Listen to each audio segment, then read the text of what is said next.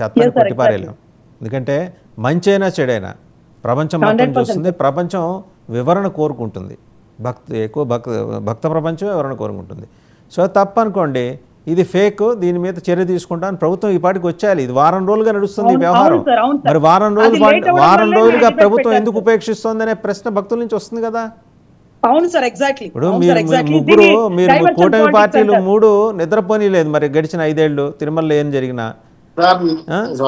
మరి వాళ్ళ నేను టీడీపీ నుంచి వివరణ అడగట్లేదండి, ప్రభుత్వం నుంచి వివరణ అడుగుతున్నాను. నేను కాదు, జనం కూడా ప్రభుత్వం నుంచి. టీడీపీ చెప్పింది నమ్మాల్సిన అవసరం లేదు కదా. ప్రభుత్వం చెబితే నమ్ముతాం.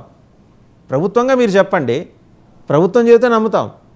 అలాగే ఇక్కడ ఎవరికి ఏది ఈ ఇంటిగ్రిటీ సర్టిఫికేట్లు ఎవరికి ఇయ్యట్లా. ఏం వైసీపీ చేసిన తప్పుల్ని 100 కోట్లు 150 కోట్ల ఇంజనీరింగ్ పనులు 1200 కోట్లకి 1800 కోట్లకి బడ్జెట్లో పెంచడాన్ని క్వశ్చన్ చేస్తున్నాం. చేసి ఎంత రాజకీయానికి పాల్పడ్డారో, తండ్రి కొడుకుల హయాంలో అక్కడ ఏం జరిగిందో దాని మీద విస్తారంగా చర్చిస్తున్నాం. దాని మీద కూడా మరి డీటెయిల్డ్ ఇన్వెస్టిగేషన్ క్యారీ అవుట్ అవుతుంది. అదే క్రమంలో అక్కడ ఫైళ్లు దగ్ధం అవుతుంటాయి. ఇది ఫైర్ యాక్సిడెంట్లు ఏంటో అది ఒక సిరీస్ లాగా నడుస్తుంది. ఇందాక మరి రవికిరణ్ గారు అన్నట్టు ఓటీటీలో వీటి మీద నెట్ఫ్లిక్స్లోనో సినిమాలో సిరీస్ వస్తాయి ఈ ఫైర్ యాక్సిడెంట్స్ మీద కూడా. సో వెంకటేశ్వర రెడ్డి గారు చెప్పండి, అంటే ఒక్క టీటీడీ మీద మీ ప్రభుత్వంలో జరిగిన అరాచకాల గురించి ఇన్వెస్టిగేట్ చేయాలంటేనే టీమ్ ఆఫ్ ఆఫీసర్స్ ఒక 100 మంది టఫ్ గైజ్ అనమాట. దాంట్లో ఉంటే కానీ వాస్తవాలన్నీ బయటికి రావు. దేవుడి జోలికి వెళ్ళమాకండి సార్ దయచేసి. నిద్రపోయే వాళ్ళని లేపవచ్చు సార్, నిద్ర నటించే వాళ్ళని లేపలేము. ఇక్కడ వాస్తవం ఏంటంటే నన్ను చెప్పనివ్వండి సార్, ప్రతిదానికి ఇంటరప్ట్ అయ్యి వేరే మెసేజ్ వెళ్ళనివ్వండి. వెంకటేశ్వర రెడ్డి గారు మాట్లాడండి చౌదరి గారు. ఇప్పుడు ఫైల్ దగ్ధం అయ్యింది ఎవరి హయాంలో, ఐఏఎస్లు అరెస్ట్ అయింది ఎవరి హయాంలో, ఎవరు ఒకవేళ ఐఏఎస్లు అరెస్ట్ అయ్యి నేరం చేశారు, శ్రీలక్ష్మి గారు నేరం చేశారండి, శ్రీలక్ష్మి గారు నేరం రుజువైందా, నిర్దోషిగా బయటకు వచ్చిందా? అక్రమంగా ఐఏఎస్ని బెదిరించి అరెస్ట్ చేస్తుంది ఏ ప్రభుత్వం? అరెస్ట్ చేస్తుంది ఏ ప్రభుత్వం? తప్పు చేపించేది ఏ ప్రభుత్వం? ఒక మాటమ్మా.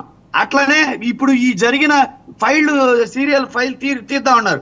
ఫైళ్లు ఏ హయాంలో దగ్ధమైనవి? ఈ జరిగిన హత్యలు ఏ హయాంలో జరిగిన? వాళ్ళ ప్రభుత్వంలో జరిగిన వాటిని వాళ్ళు నిర్ధారించలేక, వాళ్ళు ఎంక్వైరీ చేయలేక, వాళ్ళు ఇచ్చిన జీవోల్ని వాళ్ళు ఖండించలేక, వాళ్ళు చేసిన పనుల్ని ప్రతిపక్షం మీద రాష్ట్ర ప్రజల మీద రుద్దేసి అప్పుడు అక్రమాలు జరిగినాయని చెబుతూ ఇప్పుడు చర్యలు తీసుకోవడం కల్లబొల్లి మాటలు కట్టు కథలు ప్రచార ధోరణి తప్పితే పనిచేసే ఉద్దేశం లేదు.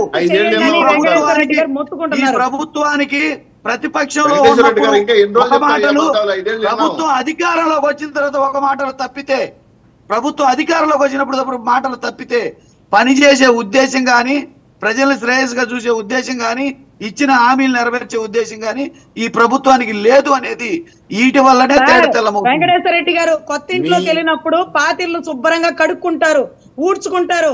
కొత్త ఇంట్లోకి వెళ్ళారు కదా, 5 ఏళ్ళు కడుగుతారా? మీకు ఇచ్చిన 5